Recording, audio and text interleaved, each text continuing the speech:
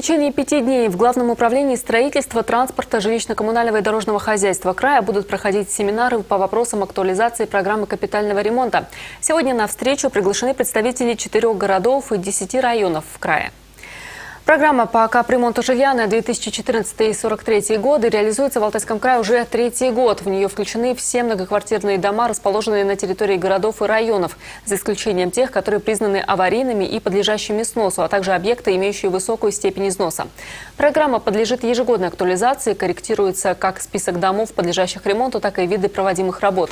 Особенность 2016 года – приведение программы в соответствии с федеральным законом, который вносит изменения в жилищный кодекс и другие законодательные акты.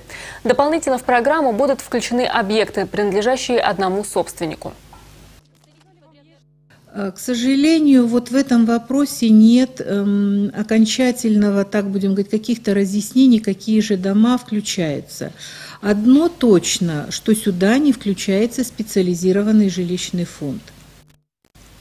Также изменения коснулись плановых периодов проведения капитального ремонта. Программа будет формироваться 3-летними периодами, равно как и краткосрочные планы. Из общего списка работ отныне исключены установка коллективных приборов учета, проведение энергетического обследования, а также ремонт подъездов.